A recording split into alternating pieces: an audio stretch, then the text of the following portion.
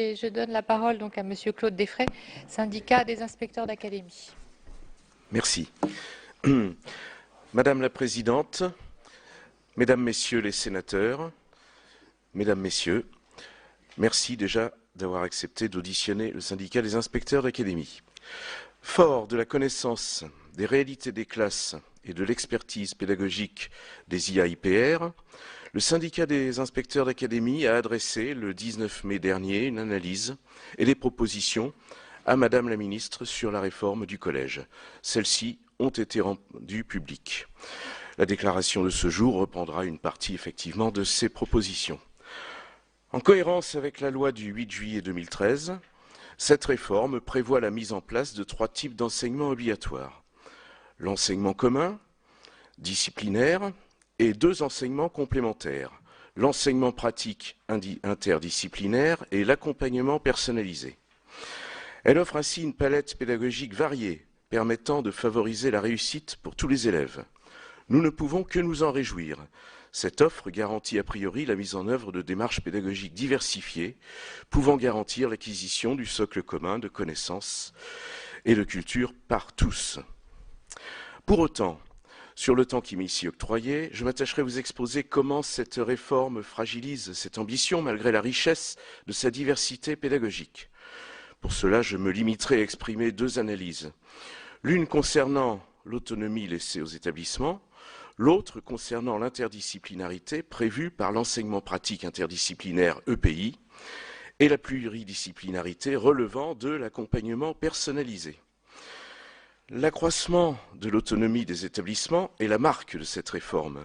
Selon l'arrêté du 19 mai 2015, le choix sera laissé aux établissements de définir 7 à 8 paramètres.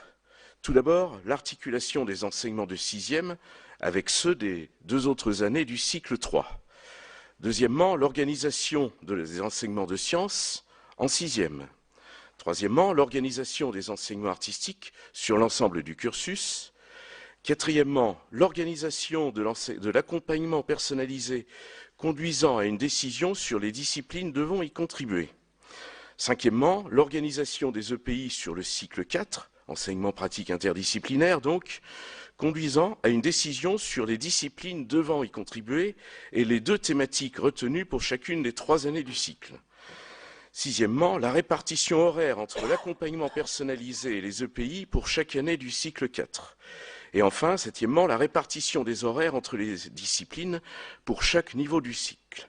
C'est ainsi qu'au total, pas loin de 7 décisions distinctes, certes corrélées entre elles, devront être prises collectivement sur la base du projet d'établissement, contre environ 1 à 2 aujourd'hui. Alors, on constate effectivement qu'à défaut d'une solide formation en ingénierie pédagogique et un temps de concertation dédié, cette pléthore de concertation organisationnelle risque de détourner les enseignants du cœur de leur métier et d'induire des tensions, source de souffrances anxiogènes, peu favorables à une approche coopérative des apprentissages des élèves. Ainsi, nous constatons tous les jours que la réussite de tous les élèves demande une réflexion approfondie des professeurs sur leurs pratiques pédagogiques au regard d'un monde qui change, d'inégalités de plus en plus importantes et de l'ambition de permettre à tous de maîtriser le socle commun de connaissances, de compétences et de culture. Pour ce qui est de l'interdisciplinarité et de la pluridisciplinarité, tout d'abord, l'interdisciplinarité, elle s'organise dans le cadre des EPI permettant de construire et d'approfondir des connaissances et des compétences par une démarche de projet conduisant à une réalisation concrète. 8 thématiques interdisciplinaires sont ainsi prévues. À ce jour, les programmes proposés à consultation par le CSP ne déclinent pas de façon généralisée ces thématiques. Quelles problématiques peuvent-elles recouvrir? Dans le cadre de ces problématiques, quels savoirs disciplinaires peuvent être convoqués? Notre organisation syndicale demande à ce que les programmes avancent des propositions dans ce sens, afin de se prémunir de la mise en œuvre de projets aboutissant certes à des réalisations concrètes, mais sans de solides apprentissages. Ainsi, l'augmentation du travail épistémologique des enseignants risque de se faire aux dépens de leur réflexion didactique et pédagogique. Deuxièmement, la pluridisciplinarité. Elle est aujourd'hui au cœur de l'accompagnement personnalisé mis en œuvre au lycée et en sixième.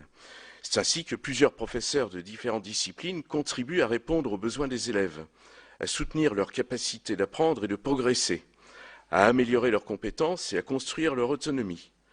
Le choix d'affecter cet horaire à l'horaire des disciplines et non d'en faire un enseignement en lien étroit mais distinct des disciplines est à notre sens un frein à ces collaborations fécondes pour accompagner les élèves. Il risque également de faire perdre de vue l'identité pédagogique spécifique de cet enseignement glissant vers un simple complément disciplinaire. Madame la Présidente, Mesdames, Messieurs les sénateurs, c'est au regard de ces réalités qui impacteraient profondément les pratiques pédagogiques évoluant progressivement de façon favorable vers des apprentissages de plus en plus solides et différenciés que notre organisation syndicale demande à ce que les discussions sur la réforme du collège puissent reprendre pour aboutir à des adaptations nécessaires. Nous vous remercions pour votre attention. Merci, Monsieur Desfrais. Je donne la parole à notre dernier invité qui vient de nous rejoindre, Monsieur Paul Devin, pour le Syndicat national des personnes de l'inspection FSU. Vous avez la parole, Monsieur Devin. Merci, Madame. Quelques instants.